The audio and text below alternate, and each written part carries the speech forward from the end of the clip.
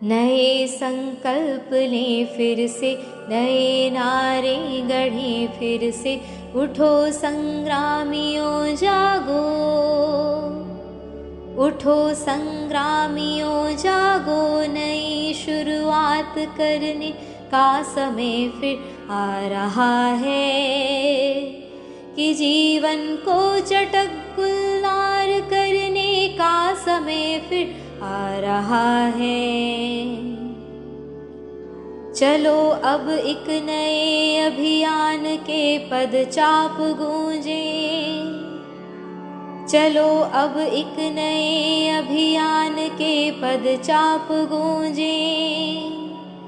मौत की सुनसान सोनी वादियों में फिर कि नूतन सर्जना के राग भर दें, शोक गीतों भरी इन घाटियों में फिर दरकती हिमशिलाएं, दरकती हिमशिलाएं।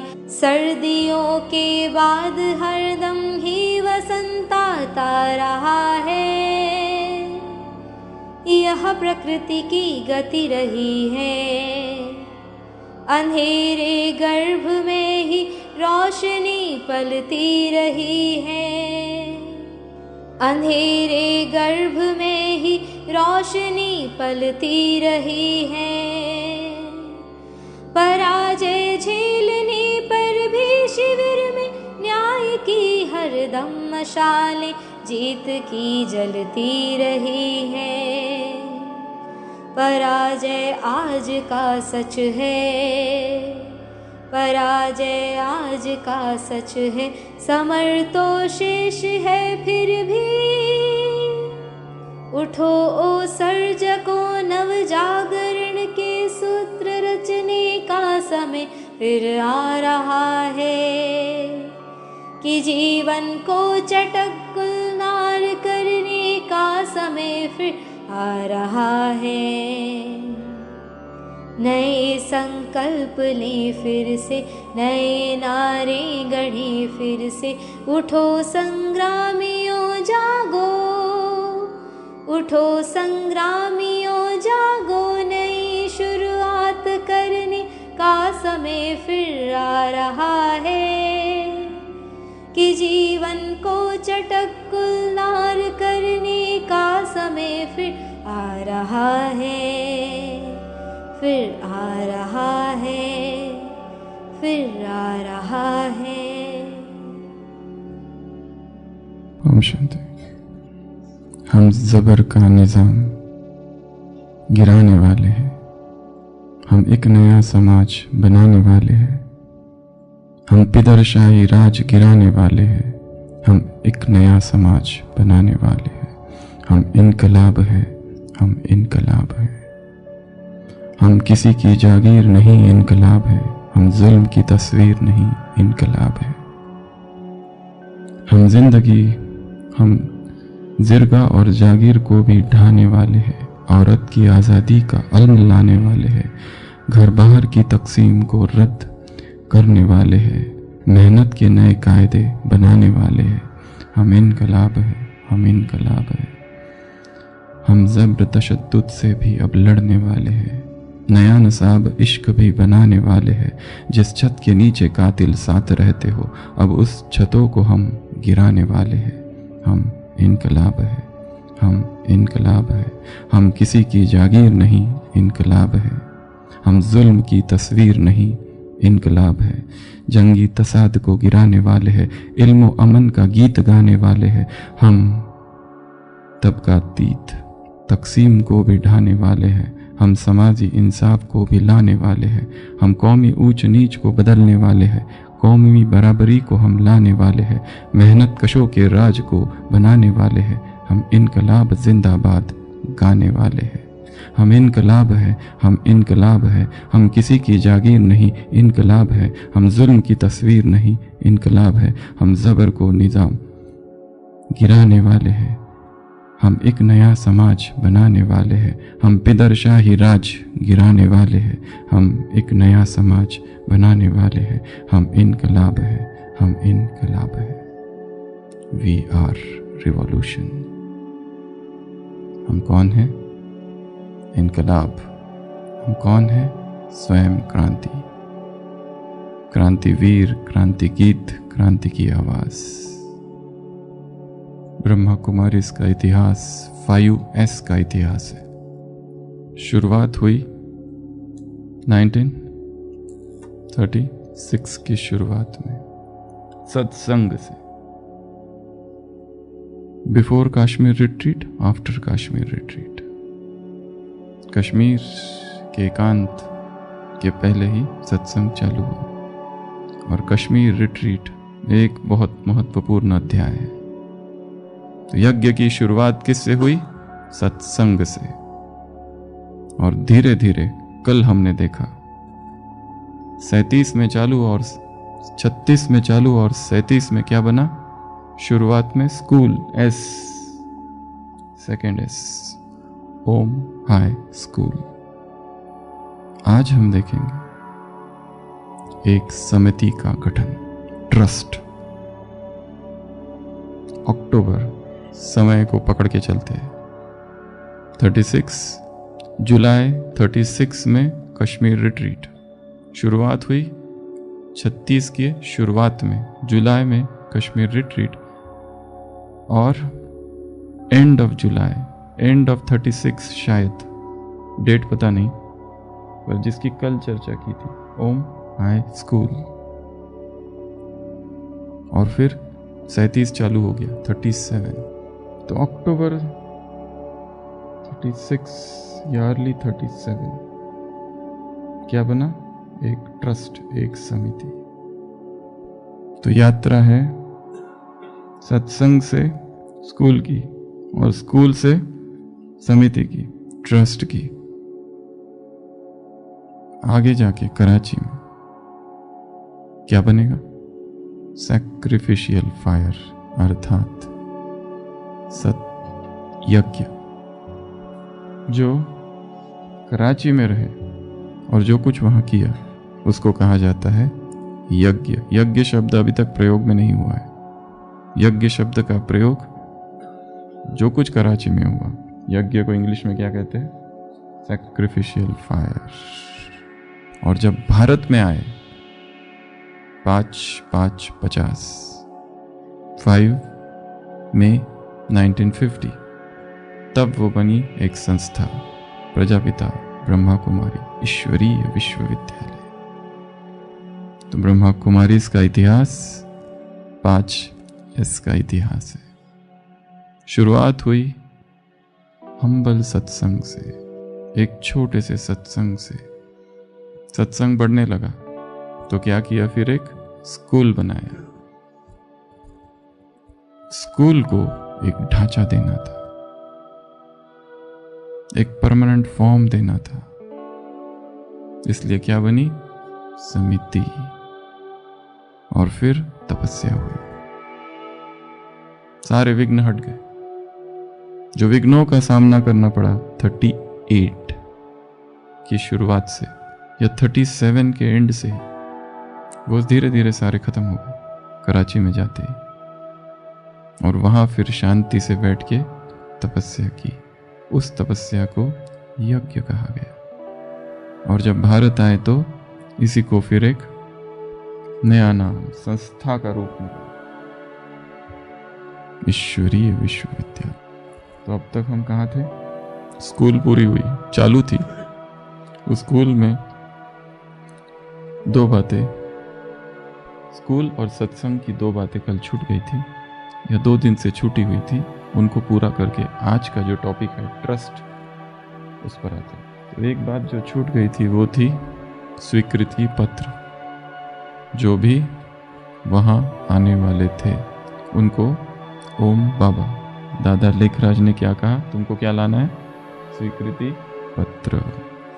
सब अपने अपने घर से स्वीकृति पत्र लेके आओ। बाबा ने भी स्वीकृति पत्र दिया जशोदा को। बाबा ने भी स्वीकृति पत्र दिया अपनी बेटी को, अपनी बहू को। स्वीकृति पत्र खुद का। हृदय पुष्प दादी का अनुभव किताबों में है, सबने पढ़ा भी होगा कि उसके माँ बाप, उसके पिताजी देने को तैयार नहीं थे। फिर उन्होंने कैसे कहा कि बाबा ने आपको बुलाया है, और बाबा का तो बहुत सम्मान था, इसलिए वो दादा को मिलने गए, फिर मम्मा से मिले, और धीरे धीरे फिर परिवर्तन हो गया। फिर उन्होंने सबको स्वीकृति पत्र दे दिया। तो ऐसे कईयों के अनुभव है कि कैसे परिवर्तित हो गए वो सारे लोग जो पहले मानने को तैयार नहीं थे, पत्र देने को तैयार नहीं थे। तो स्वीकृति पत्र ये भी एक इम्पॉर्टेंट चैप्टर है, ताकि जबरदस्ती हम कुछ कर रहे हैं ऐसा ना हो, नहीं तो लोग आरोप लगा सकते हैं बाद में इनको इनके साथ जबरदस्ती किया जा रहा है, वो ना हो। इसलिए to be on the safer side कि भाई कोई भी रिट्रीट जब होती है तब एक खत लिखाया जाता है किसी भी रिट्रीट में, जो स्पेशली डाइट रिट्रीट्स में, कि मैं जो कुछ कर रहा हूँ अपनी इच्छा से कर रहा हूँ, अपनी रिस्क पर कर रहा हूँ, अगर मेरे साथ कुछ होता है तो मैं रिस्पॉन्सिबल हूँ। और नीचे साइन कराई जाती है। जो इंटरनेशनल रिट्रीट्स होती है उस पर इस तरह के, क्योंकि जिसमें प्रयोग किए जाते हैं डार्क नाइट रिट्रीट्स, 14 दिन तक अंधेरे में रहना है। विदेश में होते हैं डार्क नाइट रिट्रीट्स, बिल्कुल एक पूरा वो कोठी ले लेते, एक बड़ा सा हॉल ले लेते, 15 लोग, एक उनका टीचर और 15 लोग, बाहर निकलना ही नहीं है 15 दिन, बस उसी डार्क रूम में, वहीं सब कुछ दिया जाएगा तुमको, पर अंधेरे में करना है सब। आध्यात्मिक जागृति हो जाती है लोगों की, क्योंकि डार्कनेस में बहुत सारे शरीर में चेंजेस होते हैं, हार्मोन सिक्रीशन होते हैं, इसको कहते हैं डार्क, पर वो स्वीकृति लेते हैं। ब्रदारियन रिट्रीट्स होती है बहुत सारी, उसमें भी स्वीकृति ली जाती है। 14 डेज की रिट्रीट, 10 डेज की रिट्रीट, 9 डेज, 8 डेज की रिट्रीट, 9 डेज की रिट्रीट, 11 डेज की रिट्रीट, 12 डेज की रिट्रीट, 17 डेज की रिट्रीट, 21 डेज की रिट्रीट, अलग अलग अलग अलग रिट्रीट्स होती है, पर साइन दी जाती है। आखी, रेम्योर, जजमहीन, सब अलग अलग रिट्रीट्स है। निकोलास, सबकी रिट्रीट्स अलग अलग है, तो लेटर लेते हैं। तो यहाँ पर भी ये था दूरदर्शी बुद्धि, पहले से ही लेटर लेके रखा, अर्थात अंदाजा था, जैसे एक क्या कहती भनक थोड़ी सी आ गई थी कि ऐसा होने वाला है, क्योंकि लोग शांत नहीं बैठेंगे, क्योंकि एक भयंकर चीज पर आक्रमण हुआ था जो आज तक हुआ नहीं था, प्यूरिटी। वहां पर वो सहन नहीं करेंगे। अभी थोड़ा थोड़ा वो तो बाहर है सिंधवर की, जब आएंगे तब आक्रमण होगा, तब डिमांड्स आएगी कॉन्जुगल राइट्स की। तो ये एक बात। दूसरी बात ओम हाई स्कूल की जो कल छूट गई थी, वो थी चंचलता मैनेजमेंट। बच्चे कैसे थे, बहुत ज्यादा चंचल, तो उनको सुनते नहीं थे वो, तो क्या करते थे, वो जो टीचर्स थी सारी बाबा को बताती इनका क्या करे, ये तो बिल्कुल ही उद्दंड है, बिल्कुल नहीं सुनते। तो बाबा क्या कहते थे, how to manage unruly children. पहले तो उनको प्यार से समझाओ, लाओ। उनका भी कितना बड़ा त्याग है, जो छोड़कर यहाँ आ गए। छोटे छोटे हैं पर वो फिर भी उनका त्याग तो है। तो वो कोई साधारण आत्माएं नहीं है, उनको प्रेम से समझाओ, उनको ये भी समझाओ कि ये गलती करते हो तो क्या क्या होगा, इसका परिणाम क्या होगा, अच्छे से बैठ के समझाओ। केवल डराना धमकाना नहीं है, ये नहीं करो, वो नहीं करो, ऐसा नहीं करो, वैसा नहीं करो। डूज एंड डोंट्स की हम लिस्ट देते हैं, पर क्यों नहीं करना है ये कोई नहीं बताता है। बस खाली डांटते रहते हैं उसको, तुमको ऐसा नहीं करना है, तुमको वैसा करना है, तुमको वैसा नहीं करना है, तुमको ऐसा करना है। जब तक हम आदर्श नहीं बनेंगे, वो हमसे सीखते हैं। एक छोटा बच्चा और छोटी बच्ची आपस में झगड़ रहे थे। पड़ोसी आता है, पूछता है तुम लोग क्या कर रहे हो? वो कहते हैं मम्मी डैडी का खेल खेल रहे हैं। क्या कर रहे हैं? मम्मी डैडी वाला खेल। वो ऐसा ही करते हैं, तो हम भी वो कर रहे हैं। तो उनको समझाओ, एक्सप्लेन कि ये ऐसा है, ये करोगे तो ये होगा। वो दिखाया ना बाबा के उदाहरण में, वो 2 बच्चे आए, वो पुड़िया लेके चले गए, तो बाबा ने उनको डांटा नहीं, समझाया। क्यों लिया? मिठाई चाहिए थी। क्योंकि छोटा बच्चा जो होता है, child mind psychology, child psychology समझना बहुत ज़रूरी है। पेरेंटिंग जो है ना, बहुत बड़ी आर्ट है। पेरेंटिंग विदेशियों की रिट्रीट्स होती है मधुबन ज्ञान सरोवर में। जितने बीके पेरेंट्स हैं वो सब मिल के, उनके बच्चे भी आते हैं, पेरेंट्स भी आते हैं। बच्चे अलग चिल्ड्रन रिट्रीट और बड़ों की पेरेंट्स रिट्रीट। क्योंकि माँ बाप की एक ही इच्छा होती है, बीके माँ बाप की, कैसे भी करके इनको मुझे ब्रह्मा कुमारी बनाना ही है। जब तक अपनी बेटी को संतली पर मुरली पढ़ते हुए नहीं देख लूं और वो दीदी ना बन जाए, मैं रुकने वाली नहीं हूं। और जब तक मेरा बेटा कुमार, तपस्वी कुमार ना बन जाए, तब तक मैं इसका पीछा नहीं छोड़ूंगी। ये जो इच्छाएं है, किसी को ज्ञान में लाना, ये इच्छा है, पर उसे पक्का ब्रह्मा कुमार और पक्का ब्रह्मा कुमारी बनाना लोभ है, ग्रीड। वो उसका भाग्य। हम किसी के भाग्य से कुछ नहीं कर सकते। उसको बनना होगा तो बनेगा। छोटे छोटे बच्चे जो बड़ों के कोर्स कराते थे, माँ बाप इतने खुश होते थे उनको देखकर, वाह डॉक्टर्स इंजीनियर्स का मेरा छोटा सा बच्चा कोर्स कराता है। छोटा सा बच्चा संदली पर बैठ के मुरली सुनाता है, कितनी खुशी होती है माँ बाप को। और वही बच्चे जब बड़े होते हैं, धीरे धीरे धीरे अपने नए रंग ढंग दिखाने चालू करते हैं, और फिर तो ज्ञान योग से कोई कनेक्शन नहीं। धीरे धीरे इतना दूर चले जाते हैं क्योंकि उन्होंने यहाँ का सब कुछ देख लिया है, और धीरे धीरे निगेटिविटी भी देखी है, पॉजिटिविटी भी देखी। इसके लिए उनको ज्ञान में, जो ज्ञान में है उनको ज्ञान में कैसे लाए? क्योंकि उनके पास ज्ञान में रहकर ज्ञान में न आने के ढेर सारे कारण हैं। क्योंकि उन्होंने सब कुछ देख लिया यहाँ पर, इतनी सारी नेगेटिविटी, सब कुछ देखा, पर ये उनके दृष्टिकोण से देखा। इतनी डांट खाई हो, इतना ज्ञान योग करते हो और इतना डांटा था,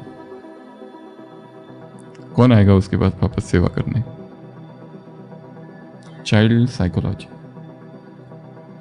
चाइल्ड माइंड कैसे काम करता है। चाइल्ड को, बच्चे को अगर ये कहा जाओ कि ये नहीं करो नहीं करो नहीं करो, तो क्या करता है? वही करेगा। सिगमंड फ्राइड है the father of psycho analysis, जिसने सबकॉन्शियस माइंड ये सारे शब्द निकाले, इद, सुपर ईगो, ये सारे जो पूरा साइकोलॉजी है, साइकियाट्री है वर्तमान में, उसका जनक, उसका फादर सिगमंड फ्राइड। और जिसकी चर्चा हमने ब्रह्मचर्य की भट्टी में विस्तार से की थी।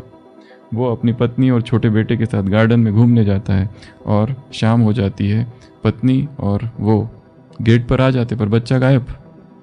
बच्चा कहाँ चला गया? ढूंढ रहे बच्चे को, कहाँ चला गया, कहाँ चला गया। सिगमंड फ्राइड अपनी पत्नी से पूछता था, क्या तुमने उसे कहीं जाने के लिए मना किया था?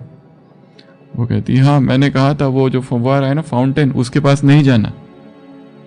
तो वो कहते चलो वहीं चलते, और वहां जाके देखते बच्चा पैर पानी में डाल गया,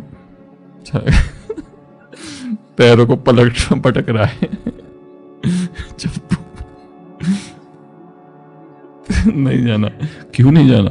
तो फिर उत्सुकता जागेगी, क्यों नहीं जाना, क्यों नहीं जाना, कुछ तो है, इस गेट पर ही लगा दो, यहां पर अंदर जाना मना है।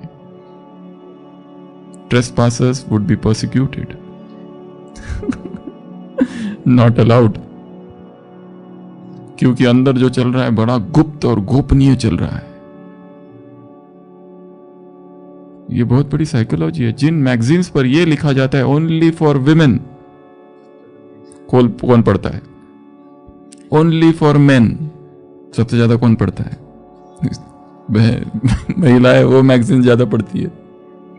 ये मनुष्य का मन है। उसको कहो कि ये करना नहीं है तुमको, व्यर्थ संकल्प बिल्कुल मत करना। अंग्रेजी में इसको कहते हैं व्हाइट बेयर फिनोमिनन। 1980s में रिसर्च हुआ, लोगों को बिठाया गया, उनको कहा कि सफेद भालू को याद नहीं करना है। अब ये वो लोग थे, उन्होंने सफेद क्या काला भालू भी नहीं देखा था, तो भालू को तो याद करने का सवाल ही नहीं आता है। भालू को हम क्यों याद करें? क्या मतलब? भालू से हमारा क्या रिश्ता, क्या लेना देना? ना हमारा कोई सगा संबंधी मित्र, ना दोस्त है, ना हमने पाल रखा है घर में। एक्सपेरिमेंट किया गया, बिठाया गया लोगों को, सफेद भालू को याद नहीं, बाकी जो याद करना है करो। वो 1 घंटा लोगों के लिए इतना मुश्किल हो गया जहां देख रहे वहां सफेद भालू ही दिखाई दे रहा है। खिड़कियों पर सफेद भालू, दरवाजे पर सफेद भालू, कंधे पर सफेद भालू, ध्यान में बैठे हैं, आंखों में पूरा सफेद भालू ही घूम रहा है। This is known as white bear phenomenon. जिसके लिए कहा जाए ये नहीं करो, मन क्या कहता है वही करेंगे। तो चाइल्ड को भी मन जो है ना, चाइल्ड है। दादी जानकी ने जब मम्मा को पूछा था ये मन का क्या करे, मम्मा ने क्या कहा था? बच्चा है वो, उसको समझाओ जरा, समझाओ तो वो समझेगा, वो समझ जाएगा। उसको उस तरह से ट्रीटमेंट दो, चाइल्ड की तरह। उसको डांटो ढपटो तो वो मानता नहीं है, फिर उदंड बन जाएगा बहुत। तो ये थी दूसरी बात, चंचलता मैनेजमेंट। उसमें और क्या, अगर फिर भी नहीं सुनता है तो क्या करो? फिर उसकी जो प्रिय वस्तु है वो दूर कर दो, या उससे जो उसको अच्छा लगता है वो उससे बात ही ना करे। और क्या कहा, उसको एक जगह बिठा दो, उससे कोई बात नहीं करेगा फिर बाकी लोग, या बंद कर दो। मुरलियों में तो ये आया है, बंद भी कर दो या तो फिर उसको भोजन नहीं दो वगैरह वगैरह। तो वो है चंचलता मैनेजमेंट। ये बड़ा काम का चैप्टर है। जिनके घर में बहुत सारे बच्चे, सभी बच्चे एकदम योगी बन जाए ऐसा हो नहीं सकता। सभी बच्चे सेंटर पर जाए और एक जगह बैठकर ध्यान मग्न अवस्था में बैठे पूरी मुरली होने तक ये हो नहीं सकता। कुछ ना कुछ करेंगे, मम्मी ये दे दो, वो दे दो, ऐसा करो वैसा करो, कुछ ना कुछ तो करेंगे। और वो नहीं करेंगे तो हम उनको करेंगे। एक छोटे बच्चे को लेके पति पत्नी सिनेमा हॉल में प्रवेश करते, पर जो दुकान वो टिकट वाला होता कहता है खबरदार अगर ये बच्चा बीच में रोया ना तो जहां हो वहां से तुमको बाहर कर देंगे, सिनेमा देखने नहीं देंगे। अगर ये बच्चा बीच में, क्योंकि हमको पहले ही कहा है नॉट फॉर चिल्ड्रन, बच्चों को लाना ही नहीं है इधर। बच्चे को क्यों लेके आए? वो कहते हैं बच्चा सो रहा है, और वो मान जाता है ठीक है, अगर बच्चा रोया ना तो हम निकल के बाहर आ जाएंगे। फिल्म चालू होती है, आधी फिल्म हो जाती है, पति अपनी पत्नी को कहता है कैसी लग रही है फिल्म? वो कहती है बकवास फिल्म है। तो रुक क्यों गई है? लगाओ चिपटी बकवास लग रहा है जो, अब लगाओ चिमटी और संसार से बाहर निकलो।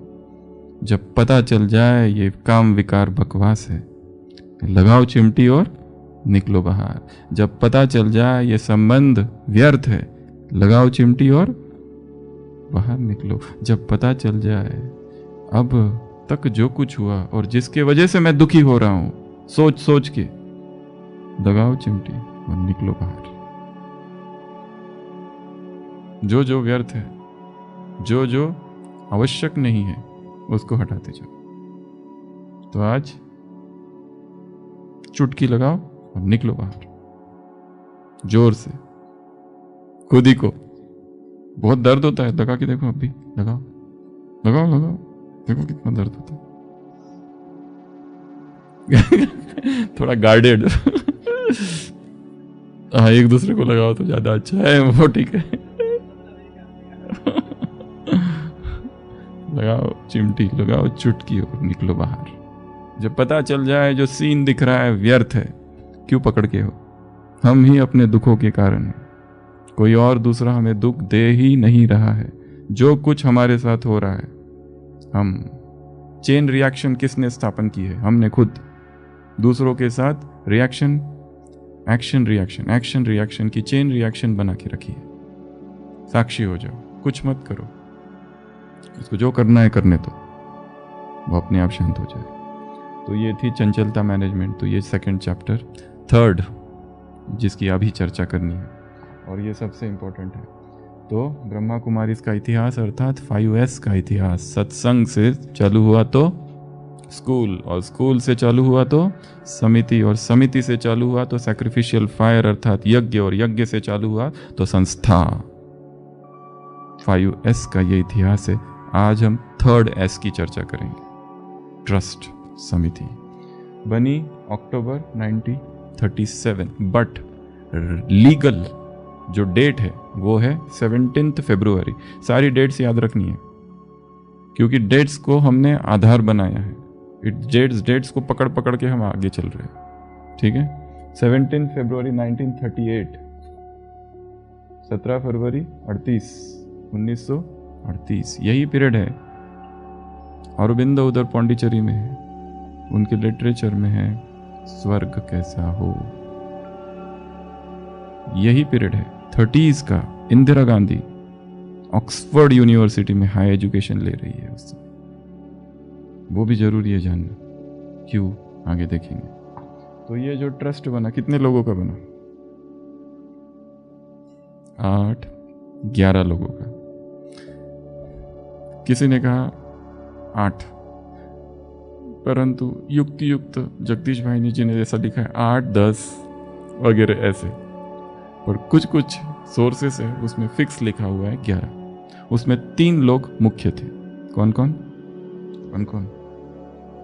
3 मुख्य थे उस समिति में।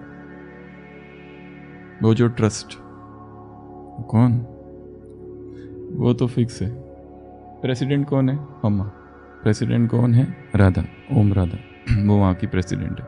दूसरा गोपी हाथी रमानी, रमा रमी हाथी रमानी, ये 3, राधा पुकरदास वासवानी, गोपी हाथी Ramani and Mrs Gopi and Rami या रमा, ऐसे ये 3, मम्मा, मनमोहिनी दीदी और प्रकाशमणि दादी, ये 3 उसके मुख्य थे। और बाकी लोगों के नाम क्या है अभी तक पता नहीं चले, किसी को मिल जाए तो बता सकते हैं।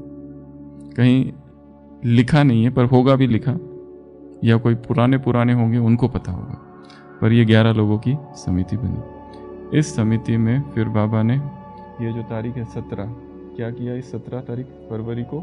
38, देखो काल अवधि कहाँ से, संकल्प कब आ रहा है? अक्टूबर में। अक्टूबर से ही वो समिति जैसे वो ट्रस्ट बनना चालू हो गया, पर actual legal on paper official जो हुआ वो कब हुआ? 17 फरवरी 1938 में हम प्रवेश कर चुके हैं। अभी तक सब कुछ निर्बाध चल रहा है, अभी तक कोई वो विरोध वाली चीज़ अभी तक नहीं आई, अभी आएगी 38 में। मतलब 36, 37 2 years नो डिस्टर्बेंसेस। जो डिस्टर्बेंस चालू हो रहा है वो 37 के एंड और 38 की शुरुआत में चालू हो रहा है। और वो क्या क्या होगा वो हम आगे देखेंगे। परंतु यहाँ पर बाबा ने क्या किया, अपनी सारी संपत्ति, कितना पैसा था वो सारा पैसा किन के नाम ट्रांसफ़र कर दिया, और वो खुद फ्री हो गए। अब जो भी है वर्किंग वो राधा, ओम राधा, वो देखेगी, राधा देखेगी। और उसका चीफ एडवाइजर कौन होगा? राधा का।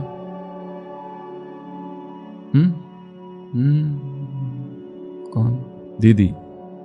उसका दीदी के इस यज्ञ में बहुत सारे रोल रहे। कौन कौन से ये तो हम कभी बाद में देखेंगे, परंतु बहुत सारे रोल रहे। यज्ञ जो मधुबन में आया है माउंट आबू में, किसकी वजह से? तो दीदी का सबसे पहला रोल है chief adviser to mama. Second role है कराची का, आगे फास्ट फॉरवर्ड स्टोर पूरा संभालना, सारा जो स्टोर है वो दीदी। तीसरा, बाबा ने दीदी को भारत में भेजा, क्या देखने के लिए? कोई अच्छा सा स्थान देखो जहां हम शिफ्ट हो। पूरा भारत खोजा, इधर उधर कई जगह ढूंढा पर कोई भी पसंद नहीं आया। दीदी का भाई जो था उसके गुरु थे, बाबा के गुरु नहीं। कई लोग ऐसा बताते हैं। स्वामी गंगेश्वर अहमदाबाद, उन्होंने कहा आप माउंट में जाओ, वहाँ हमारा एक आश्रम है। पर दीदी को बाबा ने 2 शर्तें बोली थी, क्योंकि वो 2 शर्त पूरी होगी ऐसी ही जगह लेनी है। पहली शर्त वो स्थान ऐसा हो कि कोई भी निगेटिव वाइब्रेशंस ना हो। प्योर वाइब्रेशंस हो। और दूसरी शर्त, नहीं, सारे लोग एक छत के नीचे आ जाए, 300-400 लोग, 350-400 लोग एक छत में एक ही साथ रह सके, ये 2 शर्त है। माउंट में आए, सब जगह ढूंढा, कुछ भी पसंद नहीं आया, जाने को निकल रहे थे, ऑन द वे बैक सारा श्रेय उस ड्राइवर को जाता है। कौन वो ड्राइवर रहा होगा पता नहीं, वो हरियाणी ड्राइवर, उसकी जो भाषा उस तरह की, वो कहता है आपको चाहिए क्या। वो खुद परेशान हो गया क्योंकि उसी को घुमा रहे सुबह से लेके पूरा घूम रहे। ये भी ठीक नहीं, क्योंकि गंगेश्वरानंद जी ने जो आश्रम था वो तो बहुत ही छोटा था, 50 लोग हार्डली। हाँ, तो वो कैसे उसमें रहेंगे। और बाबा की 2 शर्तें थी। एक तो शर्त पूरी होगी कि बहुत पवित्र स्थान तो था वो, परंतु छोटा पड़ रहा था। इधर ढूंढा उधर ढूंढा, और ड्राइवर बेचारा घुमा रहा है। ये लोग उतर रहे, देख रहे, ठीक नहीं। तो ड्राइवर अब कहता है, अब उसको कहते हैं अब चलो नीचे। उतरते ड्राइवर ने कहा कि आपको चाहिए क्या। तो उन्होंने कहा ऐसा बड़ा स्थान। उसने कहा मुझे एक स्थान पता है। और जाते जाते ब्रिज कोठी, और वो देखा और फिक्स हो गया दीदी को कि यही वो स्थान है। और सबसे बड़ी बात, बहुत बड़ी बात, ये दीदी ने देखा है और किसी ने नहीं देखा है। और दीदी वापस आ गई। दीदी के इस एक वाक्य पर, या उसने जो चॉइस की, उस पर बाबा को इतना निश्चय कि इतने सारे लोगों को वहां से निकाल के इधर ला गए, सामान सहित, बिना देखे। केवल इस पर इतना विश्वास है, इस व्यक्ति पर। इसलिए तो वो फर्स्ट बनी मम्मा के बाद। इतना उस पर विश्वास कि उसके एक कहने पर सबको लेके आ गए। ऐसा भी नहीं कि मैं थोड़ा और किसी और को भेजता हूं और देखूं तुमने ठीक देखा है कि नहीं देखा है। इसलिए मिसेस, वो उसकी शादी हो चुकी थी, उसके पति ने उसको मारा भी था एक बार, कांच हेड इंजरी हुई थी। जगदीश भाई लिखते हैं कि उनको भी एक बार बहुत पीटा था लोगों ने दूसरों को बचाने आना पड़ा, छुड़ाने आना पड़ा था, इतना मारा था लोगों ने। ये तो बात है बात की 53 की। अभी तो हम बहुत पहले हैं, फास्ट फॉरवर्ड, अब पीछे बैक आओ फिर से। अभी तो हम कहाँ पर हैं? February 38। अब एक बहुत महत्वपूर्ण प्रश्न, इस संस्था में केवल स्त्रियां ही क्यों है? और ये जो कमेटी बनी, इसमें स्त्रियों को ही क्यों रखा गया और किसी को क्यों नहीं रखा गया? उसके 3 मुख्य कारण हैं। 3 मुख्य कारण हैं Why women are leaders in Brahma Kumaris. ये 3 कारण बड़े गहरे कारण हैं, तीनों को जानना बहुत जरूरी है। और उस तीनों के पहले जब ब्रह्मा कुमारीज को पूछा जाता है तो वो एक कारण बताती है कि भगवान का आदेश है। तो ये पहला कारण ले लो, और बाकी फिर 3। ये एक कारण तो है कि ये क्यों ऐसा, तुम्हारी संस्था में ऐसा क्यों है, क्योंकि ये भगवान का आदेश है। ये तो, पर ये कारण कोई मानेगा नहीं। इसके लिए 3 अलग मुख्य कारण है। पहला कारण है सोशल। ब्रह्मा को वैराग क्यों आया, उसके 3 कारण है। कौन कौन से? एक तो हमने चर्चा कर चुके, जो 7 प्रकार के साक्षात्कार हुए उसकी वजह से वैराग हुआ। और 2 कारण है वैराग के। कौन से? ब्रह्मा को वैराग आया, उसके 2 और कारण है। पहला कारण, वो सारे जो कम्युनिटी थी बिजनेसमैन की, उसमें इतना करप्शन थे, दे ऑल वे डिसऑनेस्ट, सब बेईमान थे, सब लालची थे, और सब कामातुर थे। ये 3 बातें थी उनमें। तो वो जो समाज था, उस समाज के प्रति एक जैसे नफरत सी हो गई थी अंदर से। ये वैराग की पार्श्वभूमि है, क्योंकि वो खुद तो ईमानदारी का दूसरा नाम थे, पर उसके जो कम्युनिटी थी, वो सिंध की भाईबंद कम्युनिटी, वो सारे लोग कैसे थे? वो सब लालची थे। क्यों लालची हो गए थे? क्योंकि वेस्टर्न कंट्रीज में जाते थे, क्योंकि ब्रिटिश ने ऐसी ऐसी सुविधाएं, ऐसी ऐसी स्कीम्स बनाई थी। किधर आओ, व्हाइट मैन बर्डन थियरी, हम सभ्य हैं तुम असभ्य हो, हम सिखाएंगे तुम्हें सभ्यता को क्या होती है। हे भारतवासियों, तुम मूर्ख हो, हम बताएंगे तुम्हें शिक्षा क्या होती है। ये गुरुकुल को नष्ट करो, स्कूलों को बनाओ, हम सिखाएंगे तुम्हें मैकुले का सिद्धांत। भारत को यदि तोड़ना है, मैकुले का 1885 में ब्रिटिश पार्लियामेंट में कहा हुआ, I have moved through the length and breadth of this country and I have not found a single beggar on the street. If you want to destroy Indian culture we must break their backbone and that is their cultural heritage. मैं इस देश के इर्द गिर्द, ऊपर नीचे, उत्तर दक्षिण भारत सब जगह घूमा हूँ और मुझे एक भिखारी नहीं मिला। इतना समृद्ध ये देश है। अगर हमें भारत को तोड़ना है अगर भारत पर शासन करना है, भारत को चूर चूर करना है, तो हमें इसकी रीढ़ की हड्डी पर आक्रमण करना पड़ेगा। और इसकी रीढ़ की हड्डी क्या है? इसकी संस्कृति। क्योंकि पराजित देश विधर्मी संस्कृति को स्वतः ही स्वीकार कर लेता है। इसलिए उन्होंने सबसे पहले जो हमारा एजुकेशन सिस्टम है उस पर आक्रमण कर दिया, ताकि ये ही नष्ट हो जाएगा तो बचेगा क्या फिर? ये वेद उपनिषद ये सब का शिक्षा ही बंद कर दो और अपनी इंग्लिश एजुकेशन चालू करो। हम कितने सभ्य हैं ये दिखाओ इनको। White man burden theory, Rudyard Kipling की एक पोएम है, उस पे से निकली हुई ये थियरी। रुडयार्ड किपलिंग पता है ना? जंगल बुक, मोगली, शिवनी, मध्य प्रदेश, उस पे मोगली का चित्र भी है। तो कहाँ थे हम? सबसे पहला कारण सोशल कारण में हम देख रहे थे ब्रह्मा को वैराग क्यों था। तो पहला कारण, समाज जो था उस समय करप्ट बन गया था, विकृत हो गया था। वो सारे दारू पीने वाले थे, शराब पीने वाले, स्मोकिंग करने वाले, मांस खाने वाले, फैशन और लस्टफुल, कामुक।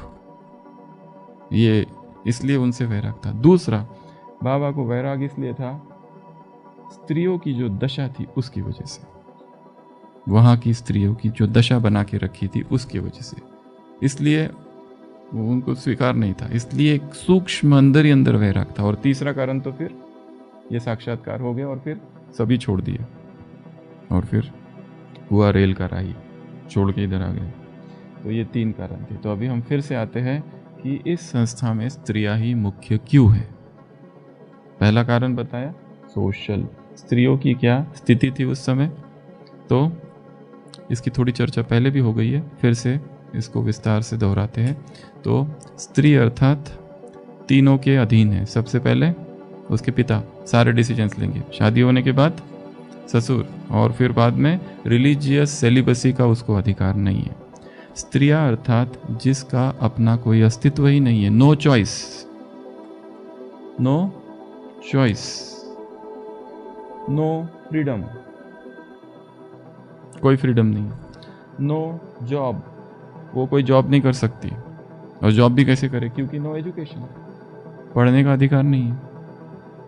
उसका काम कितना है? अरेंज्ड मैरिज थ्रू, पति के घर जाए, उसकी सेवा करती रहे, उसके सारी डिमांड्स को पूरे करे। उसकी भी दशा, एक इंग्लिश कमेंटेटर ने लिखा हुआ है, is just like the animal. एक प्राणी होता है ना, अगर उसको मालिक अच्छा मिल गया तो उसकी किस्मत खुल गई, पर मालिक अगर दुष्ट निकला तो उसकी पिटाई होती रहेगी। सेम स्थिति जानवरों की सी है।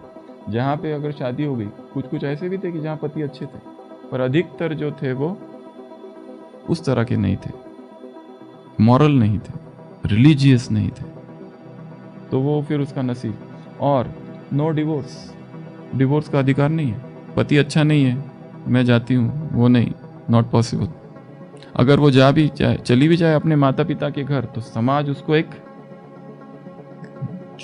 अजीब सी दृष्टि से देखता था।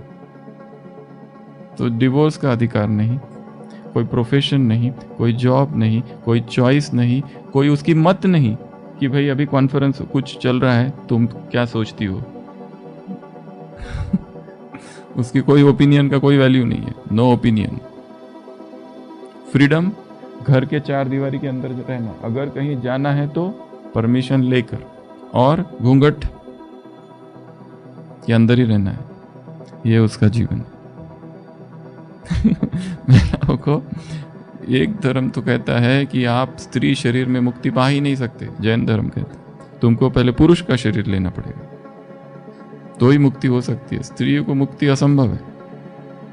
पुनर्जन्म दे देते पुरुष का शरीर जब तुमको मिल जाएगा ना, तब तुम्हारी मुक्ति पॉसिबल है। यहाँ तक कि इतने बड़े ग्रेट फिलोसोफर सुकरात, सोक्रेटिस, उसका भी मानना था कि वो कहते कि स्त्रियों को 2 दांत कम होते हैं। उसकी अपनी 2 पत्नियां थी, वो देख सकता था, पर फिर भी उसने देखा नहीं। बाबा खुद भी इसके प्रभाव में थे। क्यों? क्योंकि बाबा ने भी अपनी एक बेटी 15 साल की, उसका विवाह 50 साल के पुरुष के साथ किया। बाबा खुद भी तो प्रभाव में थे। क्या करें, किससे लड़े? इसलिए बाबा के जीवन में एक दुख था। कौन सा दुख? कि जब ये ज्ञान मिला और ये साक्षात्कार हुए कि मैंने जिस बेटी को की शादी करा दी, अब मुझे उसको वापस लाना है, निर्मल शांता दादी को वापस लाना है। जब तक उसका ये गिल्ट कॉन्शियसनेस में जिया है दादा लेकर, आज ये शादी कर दी ना, वो गिल्ट कॉन्शियसनेस ने छोड़ा नहीं। पर तब थोड़ा सा अच्छा लगा जब निर्मल शांता दादी वो साक्षात्कार हो, मतलब वो सब कुछ first vision, second vision, third vision, और वो आ गई। और वो ही तो मेन एक कारण बना विरोध का, क्योंकि वो अपने पति और ससुर को छोड़कर इधर आ गई। That was the main last straw, अंतिम चिंगारी जैसे, जिसने भड़का दिया पूरी आग। और भी बहुत सारे कारण हैं, वो तो बाद में देखेंगे। पर वो क्या करा? एक आदमी क्या कर सकता है? समाज ही ऐसा है, समाज ही ऐसा था। ऑपरेशन सप्रेशन, इसके लिए गीत में क्या सुना? हम जबर का निजाम गिराने वाले हैं। ये जो जबर है, ऑपरेशन हो रहा है, उत्पीड़न हो रहा है, उसका निजाम, उसकी हुकूमत हम गिराने वाले हैं। हम एक नया समाज बनाने वाले, हम पिदरशाही राज्य गिराने वाले। पिदरशाही, पैट्रियार्कल, पैट्रियार्कल अर्थात जिसमें पुरुष है प्रधान, कुलपति है, ऐसा पैट्रियार्कल राज, हम पिदरशाही राज गिराने वाले, हम एक नया समाज बनाने वाले। हम इनकलाब है, हम इनकलाब है। हम किसकी जागीर नहीं, इनकलाब है। हम जुल्म की तस्वीर नहीं, इनकलाब है। किसी और की जागीर नहीं है। गाय, मुरलियों में आता है ना, गाय हो क्या, भेड़ बकरी हो क्या, तुम कौन हो? शेरनी हो, दहाड़ लगाओ। बाबा क्या करें, माता पिता नहीं मानते। अरे बकरी हो क्या? वो दिखाया है ना, वो कोई वो चक्रव्यूह रचते हैं महाभारत में, नहीं वो नहीं, वो चक्र रचते हैं युधिष्ठिर के लिए।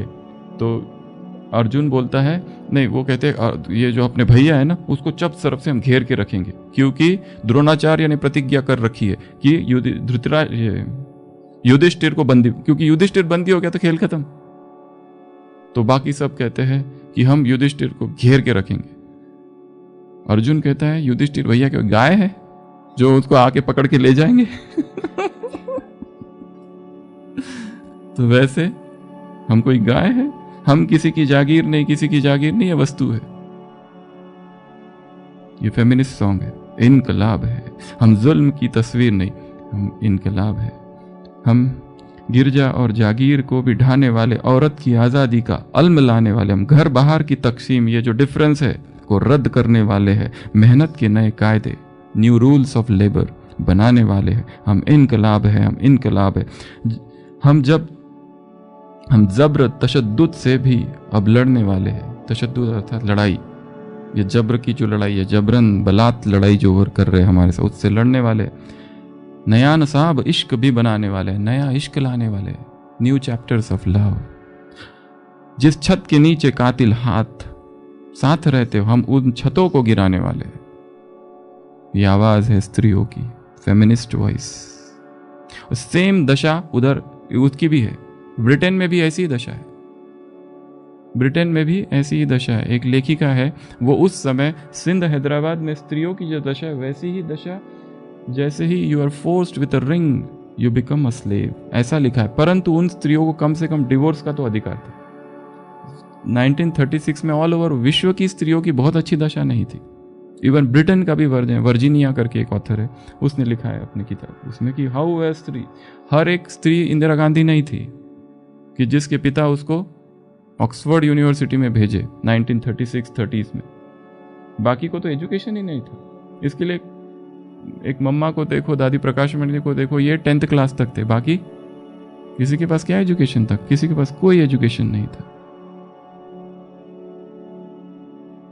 हम किसकी जागीर नहीं इनकलाब है, जंगी तसाद को गिराने वाली है, इल्म व अमन का गीत गाने वाले हैं हम, तबकातीत तकसीम को ढाने वाले हैं।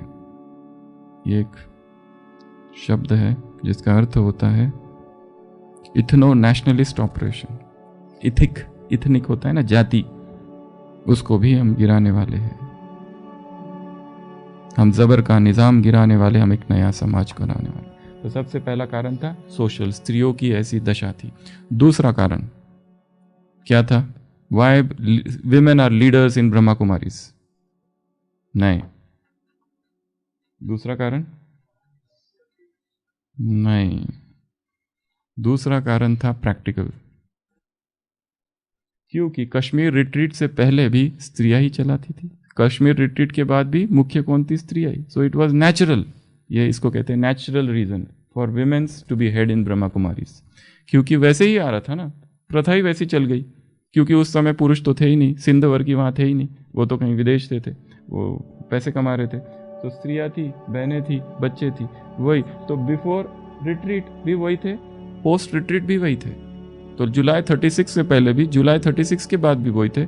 समिति बनी है 37 अक्टूबर, तो नेचुरली जो अवेलेबल है उनको ही बनाएंगे ना लीडर, या कहीं और से लाएंगे? दूसरे कहाँ से लाएंगे? वो तो अभी पहुंचे ही नहीं है, अभी पहुंचने वाले हैं बॉम्ब गिराने के लिए। तीसरा कारण है metaphysical. Why women are heads in Brahma Kumaris? तीसरा कारण है मेटाफिजिकल। मेटाफिजिकल कारण अर्थात सृष्टि में हर चीज का बैलेंस होना चाहिए। अभी तक के जितने धर्म थे, धर्म स्थापक थे, वो सब कौन थे? पुरुष। तो बैलेंस कैसे होगा? ये अंतिम यज्ञ है, ये अंतिम संस्था है, तो यहां पर स्त्रियों को ही हेड करना है टू रिड्रेस दैट बैलेंस। और एक बात, क्या संसार में स्त्रियां कभी धार्मिक नहीं थी? क्रिश्चियन में देखा जाओ तो कितनी सारी स्त्रियां हैं। कल ही हमने जो उदाहरण देखा था, वीडियो देखा था जॉन ऑफ आर्क का, फ्रांस की लड़ाई के लिए उसने अपनी जान दे दी। जॉन ऑफ आर्क 17 साल की थी। देखा इतना अत्याचार, ये अंग्रेज फ्रांस पर कितनी हुकूमत कर रहे हैं। एक एक को देखा, उसकी बहन के साथ अत्याचार होते हुए उसने देखा, अपने पूरे गांव को। और जॉन ऑफ आर्क 17 साल की पूरी आग लगाते हुए देखा अंग्रेजों को। उसने संकल्प किया कि मैं इन अंग्रेजों को खदेड़ कर बाहर कर दूंगी। आर्मी ज्वाइन की, लड़ाई उसने, और उसको साथ साथ विजन्स होते गए, जैसे भगवान उससे कह रहा है, भगवान उससे बात कर रहा है। ये सारे एंजल्स दिखाई देने लगे उसको। तो 2 टर्म्स थे, 2 थी उसकी बातें। एक तो वो, और फिर बाद में उसने राजा से मिली, आने नहीं दिया उसको, फिर बड़ी मुश्किल से मिली, युद्ध किया, और फिर बाद में पकड़ी गई। इसके लिए कहा ना, झांसी की रानी और जॉन ऑफ आर्क सेम है। परंतु ये उसके पहले, ये 15वीं शताब्दी है, 1435। झांसी की रानी 1857, ये उसके पहले की कहानी है, फ्रांस की कहानी है, जहां पर अंग्रेजों का शासन है। अंग्रेजों को उसने बाहर किया, परंतु अंग्रेजों के हाथ में आ गई, पकड़ी गई। परंतु अंग्रेजों को पता था कि ये बहुत खतरनाक लेडी है, ये केवल सिंपल लेडी नहीं है, 19 उम्र थी उसकी, पर इसके साथ कुछ डिविनिटी है, ये कुछ अलौकिक शक्तियां है इसके पास। इसको जेल में भी नहीं रखा जाए, तुरंत इसको मार देना चाहिए। और उन्होंने खुद नहीं मारा, उसको पता था कि अगर इसको मार दिया तो विद्रोह हो जाएगा। इसलिए उन्होंने क्या, उसको चर्च को सौंप दिया और कहा ये डायन है, विच है वो। कल वीडियो देखा था ना, वो ग्रुप पे भी डाला हुआ है, कितना खतरनाक वीडियो है। ये विच है, उसको कैदी बनाया गया, उसको वहां से उसको वो कपड़े निकाल कर उसको वो विच के, डायन के कपड़े पहना दिए गए, सड़क से जबरदस्ती खींच घसीटते हुए लेके गए कि ये है वो, और हम जो कर रहे हैं ना, ठीक कर रहे हैं, देखो तुम्हारी हम रक्षा कर रहे हैं, ये डायन है, ये विच है, इसको मारना ही चाहिए, ये हेरिस है, ये पाखंड करने वाली है। इसके लिए उसको वहां लटकाते हैं, बांधते हैं, फिर भी तो कोई कुछ नहीं कर रहा होता है, क्योंकि जस्टिफाइड डेथ है। ऐसे कितने सारे मार्टर्स हुए हैं क्रिश्चियन धर्म में भी। पर ब्रह्मा कुमारीज में की तरह अब अंतर क्या है, ये बहुत इंपॉर्टेंट पॉइंट है। संसार में बहुत सारी स्त्रियां हुआ है या धर्म के क्षेत्र में जिनको मार दिया गया और बहुत आगे गई, पर एक ही डिफरेंस है, अब तक की द्वापर से जितनी संस्थाएं थी और ब्रह्मा कुमारीज जो है उसमें, उन संस्थाओं की जितनी स्त्रियां थी जिन पर अत्याचार हुए और जो शहादत को प्राप्त हुई, वो कोई भी प्रीचर नहीं थी, किसी ने भी प्रीच नहीं किया। किसी ने भी सारे समाज को शिक्षाएं नहीं दी, जैसे ब्रह्मा कुमारी लीडर बनकर शिक्षा देती है। ये एक डिफरेंस है। तो ऐसे ये 3 मुख्य कारण है why women are leaders in Brahma Kumari. पहला बताया सोशल, ये इतना अत्याचार, इसलिए एक नए ग्रुप की जरूरत है कि जो लीडर्स बनकर समाज के सामने उभरे। दूसरा बताया नेचुरल, क्योंकि वही थे तो उन्हीं को बना दिया और सारा अपना पैसा उनको अर्पित कर। और एक कारण भी था कि मतलब ट्रस्ट बनाने का, स्त्रियों का नहीं, ट्रस्ट बनाने का, कि बाबा अपनी तपस्या करने चाहते थे। और ये जो है ना ऑफिशियल वर्क, क्योंकि ये जो आ गई राधा, उसमें ऐसे गुण है, शी कैन मैनेज। अब हैंड ओवर, तुम देखो भाई क्या इधर हापुड़ में क्या हंगामा होता है, तुम देखो। अभी मुझे तो अपना ये काम करना है, मैं थोड़ी ना कर जाऊंगा ये सब करने, ये मेरा काम थोड़ी ना है, ये तुम संभालो। तो योग्य मिल गया व्यक्ति, उसको सौंप दिया। तो ये कुछ बातें थी। और एक दूसरी बात स्त्रियों को अपने पति को क्या समझना पड़ता है? गुरु, ईश्वर, वही सब कुछ है, चाहे वो कुछ भी करे। क्या समझना पड़ता था? और यू हैव टू रिमेन। और एक बात, पति मरने के बाद नहीं, सती नहीं है, सिंध सती, पति मरने के बाद उसकी जो पोजीशन है वो it is reduce to the position status of a skivvy. एक अंग्रेजी ऑथर ने लिखा है, सिंध की एक बुक है, हिस्ट्री ऑफ सिंध का इतिहास। मरने के बाद उसकी position is reduce to a skivvy मतलब नौकरानी। उसको वो उसी तरह के कपड़े पहनने हैं, वो कोई भी फंक्शन में नहीं जा सकती, लोग उसे अपवित्र समझते, आ गई और बेटे को खा गई, उसके लिए उसको दोषी ठहराते हैं। और उसका एक ही धर्म है, वो क्या? एक दूसरा अंग्रेजी ऑथर लिखता है स्त्रियों की कंडीशन के बारे में, उसे केवल एक ही धर्म है और वो क्या करना है उसे? To tolerate and to tolerate more. सहन करते रहो और सहन करते रहो, बस यही तुम्हारा काम है। कुछ बोलना मत, चुप, कुछ भी मत बोलना। और धर्म के क्षेत्र में आना तो बिल्कुल, और ब्रह्मचारी बनना बिल्कुल बात ही नहीं करना इस बात की। तो धार्मिक रिनंशिएट, संन्यास कोई स्त्री असंभव। वो कश्मीर की वो तो थी, वो दूसरी बात, साउथ की अक्का महादेवी इनकी दूसरी बात, बट बहुत पॉसिबिलिटी ही नहीं थी। तो और उनके पास पैसे, और एक बात कोई पैसे नहीं, तो ये स्त्रियों की दशा थी। तो ये 3 कारण हमने देखे। इससे क्या सीखेंगे? सीखने जैसी बात, अत्याचार सहन करते रहना, ये भी गाय नहीं बनना है, शेर नहीं बनना है। हम कौन है? इनकलाब है। और एक लास्ट बात जो इससे सीखनी, अगर हम ट्रस्ट के हैं तो हम सब कौन बने? ट्रस्टी। इसकी चर्चा कई बार हो चुकी है कि ट्रस्टी कैसा होना चाहिए। तो टाइमलाइन को पकड़ते हुए यज्ञ के इतिहास की गाड़ी आगे बढ़ती रहेगी। आज का भट्टी का है 19वां दिन। अभी बहुत सारे चैप्टर्स आने बाकी है। ओम शांति। सभी स्थिर।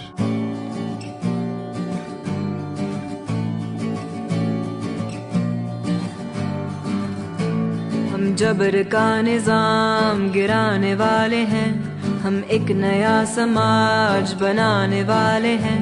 हम पिदर शाही राज गिराने वाले हैं, हम एक नया समाज बनाने वाले हैं। हम इनकलाब हैं, हम इनकलाब हैं, हम इनकलाब हैं, हम इनकलाब हैं। हम किसी की जागीर नहीं, इनकलाब हैं। हम जुल्म की तस्वीर नहीं, इनकलाब हैं।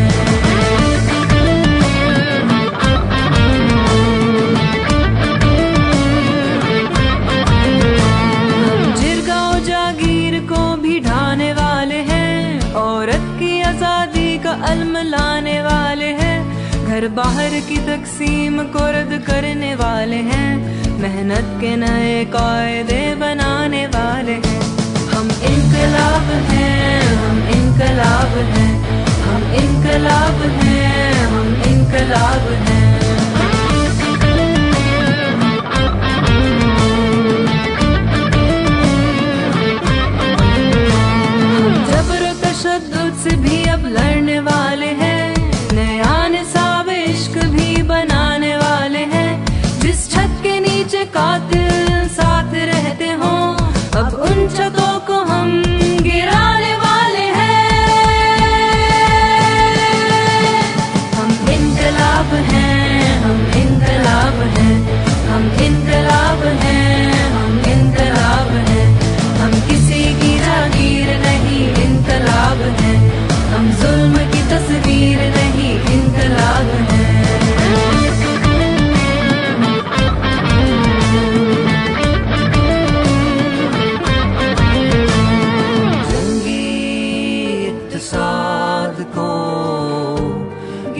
गाने वाले हैं इल्मो अमन कभी गाने वाले हैं हम तबकाती तकसीम को मिटाने वाले हैं हम समाजी इंसाफ को लाने वाले हैं हम कौमी ऊंच नीच को बदलने वाले हैं कौमी बराबरी को हम लाने वाले हैं मेहनत कशों के राज को बनाने वाले हैं हम इनकलाब जिंदाबाद गाने वाले हैं हम इनकलाब हैं हम इनकलाब हैं हम इनकलाब हैं हम इनकलाब हैं हम किसी की जागीर नहीं इनकलाब है हम जुल्म की तस्वीर नहीं इनकलाब है जबर का निजाम गिराने वाले हैं हम एक नया समाज बनाने वाले हैं हम पे दरशाही राज गिराने वाले हैं हम एक नया समाज बनाने वाले हैं हम इनकलाब हैं हम इनकलाब